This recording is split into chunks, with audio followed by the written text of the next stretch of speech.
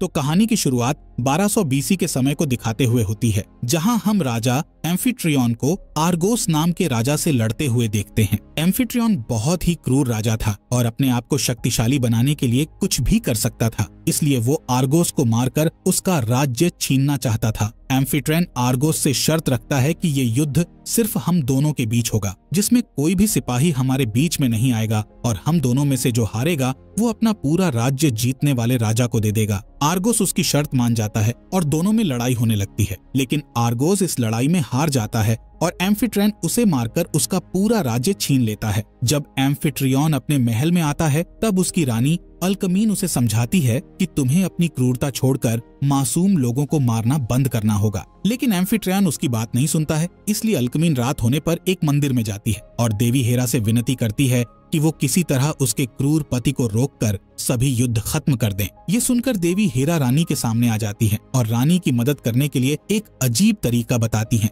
वो कहती हैं कि मेरे पति ज्यूस द्वारा तुम्हें एक बच्चा होगा जो राजा एम्फिट्रेन का अंत करेगा। साथ ही वो उस बच्चे का नाम हरक्यूलिस रखने का कहती है।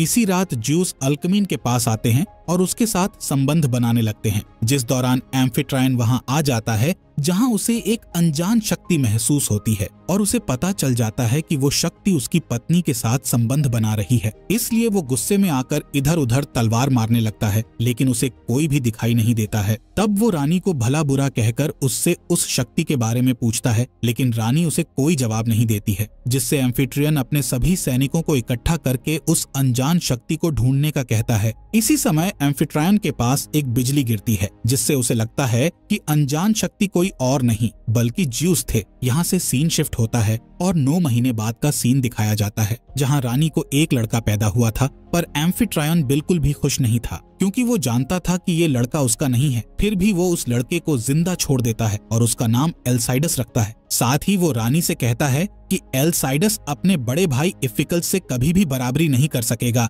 और मेरे बाद इफिकल्स ही राजा बनेगा। जैसे ही एम्फिट्रियन वहाँ से जाता है, तब रानी अपने छोटे बेटे से कहती है कि तुम्हारा नाम एल्साइडस नहीं बल्कि हरक्यूलिस है, क्योंकि ये नाम तुम्हें देवी हेरा ने दिया है। इसी तरह 20 साल गुजर जाते हैं और एल्साइडस यानी कि हरक्यूलिस बहादुर और जवान हो जाता है। यहाँ हम एल्साइडस और हीब नाम की खूबसूरत राजकुमारी को एक साथ देखते हैं। ये दोनों एक दूसरे को पसंद करते थे और शादी करना चाहते थे। खैर, दोनों जंगल में घूमते हुए एंजॉय करते हैं। तब हीब एल्साइडस को अपनी निशानी के तौर पर एक तावीज देती है, जिस दौरान वहाँ एल्साइडस का बड़ा भाई इफिकल्स आ जाता है और हीब को बताता है कि तुम्हारे पिता तुम्हें ढूंढ रहे हैं। साथ ही वो एल्साइडस से कहता है कि वो हीब से दूर रहे। दरअसल इफिकल्स भी हीब को पसंद करता था और उसे अपना बनाना चाहता था, लेकिन हीब एल्साइडस को पसंद करती थी, जिससे इफिकल्स को बहुत गुस्सा आता था।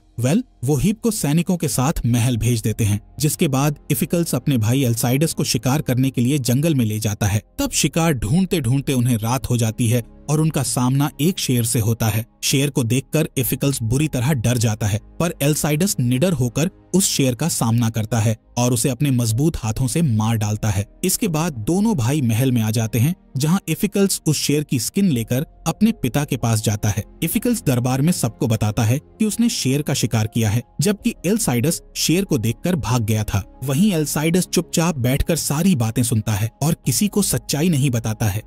दरबार में मौजूद लोगों को इफिकल्स की बातों पर विश्वास नहीं होता है, क्योंकि इफिकल्स डरपोक राजकुमार था। तभी एम्फिट्रेन अपने बेटे इफिकल्स को बहादुर कहते हुए हीब से उसकी शादी कराने का कहता है, जिससे हीब दुखी होकर महल से भाग जाती है। ये देखकर एल्साइडस भी उसके पीछे जाता है। इधर इफिकल्स अपने पिता से कहता है कि मैं इस शादी से खुश हूँ, लेकिन हीब खुश नहीं है, क्योंकि वो एल्साइडस से प्यार करती है। जिस पर एम्फिट्रियन उसे डांटते हुए कहता है कि वो चाहे किसी से भी प्यार करे, लेकिन उसकी शादी सिर्फ तुमसे होगी। जिसके बाद वो इफिकल्स से हीब को वापस महल में लाने का कहता है। दूसरी तरफ एल्साइडस और हीब एम्फिट्राइन के राज्य से भागने का प्लान बनाते हैं, लेकिन तभी इफिकल्स अपने सैनिकों के साथ उन्हें पकड़कर महल में ले आता है, जहां एम्फिट्रियन एल्साइडस से कहता है कि तुम चाहे कुछ भी कर लो, लेकिन हीब की शादी इफिकल्स से ही होगी। जिस पर एल्साइडस कहता है कि मैं हीब से प्यार करता हूँ और मैं किसी और से उसकी शादी नहीं होने दूंगा। ये सुनकर एम्फिट्राइन उसे कैप्टन सोट्रिस के साथ इजिप्ट जाने का आदेश देता है। असल में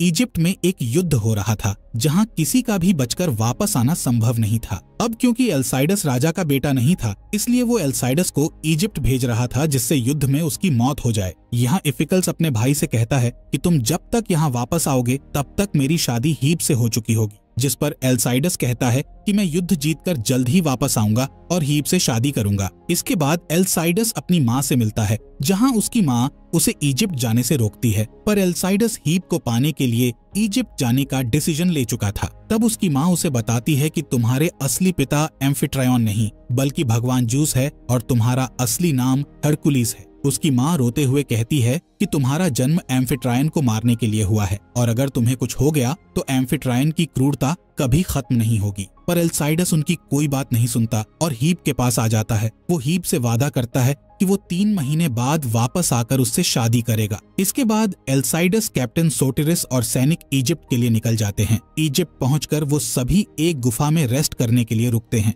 जहां सोटिरिस और एल्साइडस गुफा के आसपास चेक करने के लिए चले जाते हैं। लेकिन जब वो वापस आते हैं तो उन्हें अपने सैनिकों की लाश मिलती है। इसलिए सोटिरिस बचे हुए सैनिकों को गुफा से बाहर ले जाने की कोशिश करता है। असल में उन पर दुश्मनों ने हमला कर दिया था और उन्हें चारों तरफ से घेर लिया था। सोटिरिस के पास युद्ध करने के अलावा अब दूसरा कोई रास्ता नहीं था, इसलिए वो अपने दुश्मनों से लड़ने लगते हैं, जिसमें सोटिरिस के सभी सैनिक मारे जाते हैं और सिर्फ एल्साइडस और सोटिरिस ही जिंदा होते हैं। तभी दुश्मनों के कैप्टन को जमीन पर एल्साइडस का हेलमेट दिखता है, इसलिए वो सोटिरिस से पूछता है कि इन लोगों में से एल्साइडस कौन है, जिस पर सोटिरिस उससे झूठ बोलता है कि एल्साइडस मर चुका है और उसकी बॉडी सैनिकों की बॉडी के बीच पड़ी हुई है। ये सुनकर कैप्टन अपने सिपाही से कहता है कि जाओ राजा एम्फिट्रियन को बता दो कि हमने एल्साइडस को मारकर अपना वादा पूरा कर दिया है। वहीं एल्साइडस ये सब बातें सुनकर समझ जाता है कि उसके पिता ने उसे मरवाने के लिए ये हमला करवाया था। खैर, अब सब जगह खबर फैल जाती है कि एल्साइडस मर गया है। इस खबर से एल्साइडस की माँ बहुत दुखी होती है, जबकि एम्फिट्रियन और इफिकल्स बहुत खुश होते हैं। यहाँ कैप्टन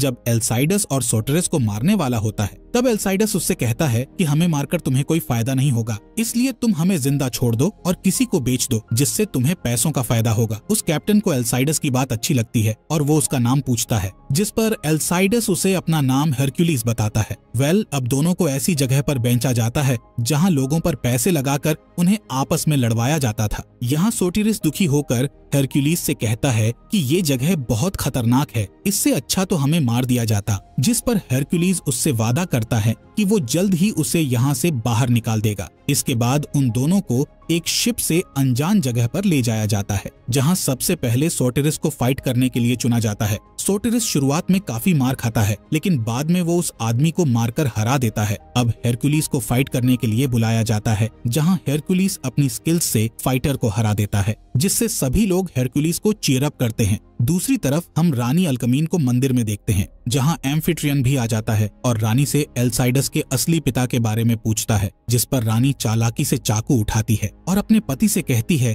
कि एल्साइडस को किसी मकसद के लिए पैदा किया था, पर अब एल्साइडस जिंदा नहीं है, इसलिए मैं उस मकसद को पूरा करूंगी। ये कहकर वो एम्फिट्रायन पर चाकू से अटैक कर देती है, पर एम्फिट्रियन उसका हाथ पकड़ लेता है और रानी से एल्साइडस के असली पिता का नाम पूछता है, जिस पर रानी उसे बता देती है कि एल्साइडस भगवान ज्यूस का बेटा है और तुम्हें मारने के लिए पैदा हुआ है। इसके बाद एम्फिट्रायन उस चाकू से रानी को मार डालता है और मंदिर में रहने वाले बूढ़े चायरोन से कहता है कि सबको बता दो कि रानी ने सुसाइड किया है। इधर हरक्यूलिस और सोटिरिस के पास उनका मालिक आता है, जिससे वो दोनों कहते हैं कि हमें ग्रीस ले चलो, क्योंकि वहाँ सबसे शानदार फाइट्स होती हैं और हम फाइट्स जीतकर तुम्हें बहुत सारा पैसा कमा कर देंगे, जिसके बदले तुम्हें हमें छोड़ना होगा। तब वो बूढ़ा मालिक उन्हें ग्रीस ले जाने का डिसाइड करता है, लेकिन इससे पहले वो दोनों की फाइटिंग स्किल्स का टेस्ट करने का कहता है। इसलिए वो उन्हें 2 खूंखार फाइटर्स से लड़वाता है जो आज तक किसी से नहीं हारे थे। इस फाइट में सोटिरिस घायल हो जाता है। तब हरक्यूलिस अकेले ही उन फाइटर्स से लड़ते हुए सोटिरिस को बचाता है।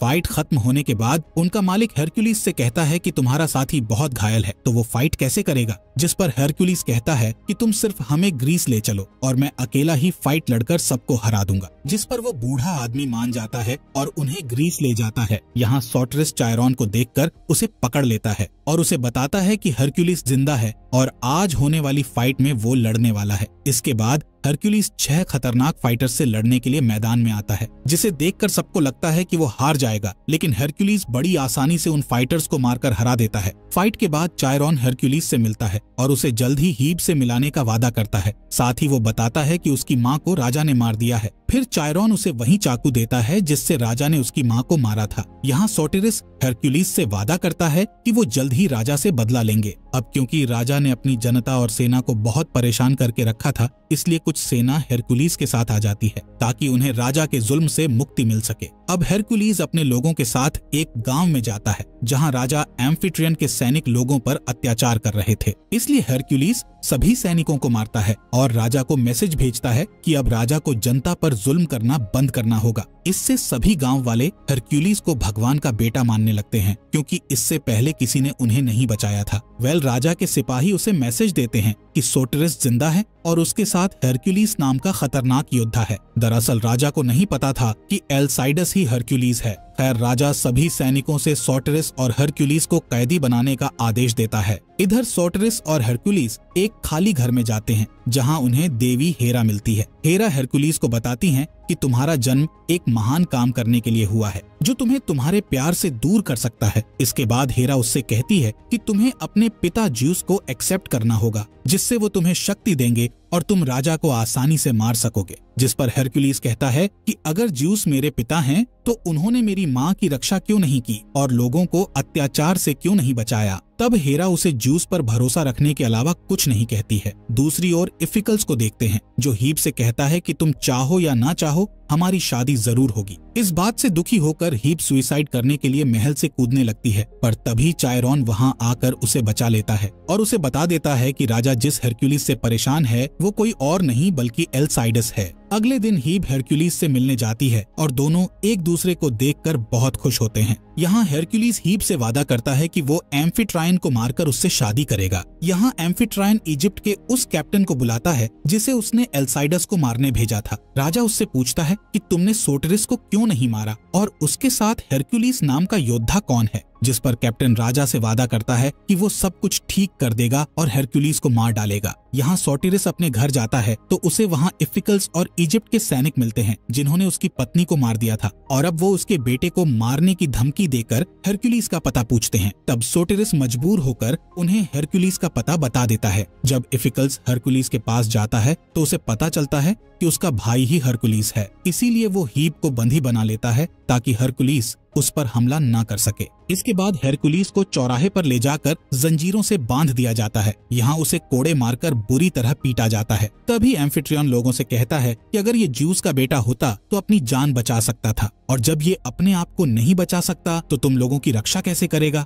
इसी दौरान इफिकल्स हरक्यूलिस के सामने चायरॉन को मार डालता है और फिर सोटिरिस को मारने के लिए आगे बढ़ने लगता है। लेकिन तभी हरक्यूलिस आसमान की ओर देखकर अपने पिता ज्यूस से शक्ति मांगता है, जिस पर ज्यूस उसे शक्ति दे देते हैं और हरक्यूलिस उन शक्तियों की मदद से अपनी जंजीरों को उखाड़ लेता है। ये देखकर एम्फिट्रियन और इफिकल्स डर जाते हैं और अपने सैनिकों से हरक्यूलिस को मारने का कहकर भाग जाते हैं। तब हरक्यूलिस वहाँ मौजूद सभी सैनिकों को बुरी तरह मार गिराता है, जिसके बाद सभी गांव वाले उसे अपना हीरो बना लेते हैं और उसका साथ देने के लिए तैयार हो जाते हैं। अब हरक्यूलिस अपनी सेना को लेकर महल में जाता है। दूसरी तरफ आज इफिकल्स हीब से शादी करने वाला था, पर हीब शादी से इनकार करते हुए कहती है कि मैं सिर्फ हरक्यूलिस से प्यार करती हूँ। यहाँ हरक्यूलिस महल के मेन गेट पर पहुँच जाता है, जहाँ राजा के ज्यादातर सैनिक हरक्यूलिस की साइड हो जाते हैं, क्योंकि उन्हें पता है कि वो क्रूर राजा को मारकर राज्य में शांति कायम करेगा। खैर, अब हरक्यूलिस अपनी सेना लेकर महल के अंदर आ जाता है और एम्फिट्रेन को लड़ने के लिए बुलाता है,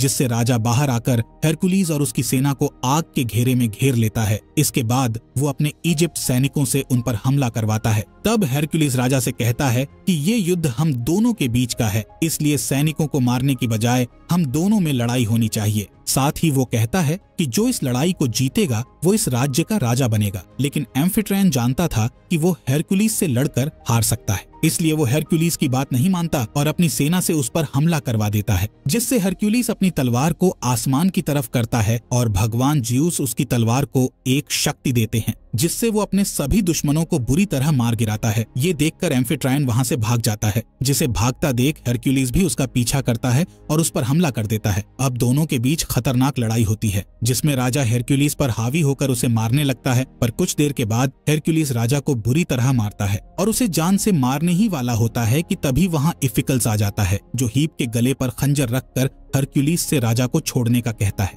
अब क्योंकि हीप जानती थी कि हरक्युलिस उसके लिए कुछ भी कर सकता है, इसलिए वो इफिकल्स के हाथ में रखे खंजर को अपने सीने में घुसा लेती है। वो खंजर उसकी बॉडी के आर पार होकर इफिकल्स को लग जाता है, जिससे इफिकल्स की भी मौत हो जाती है।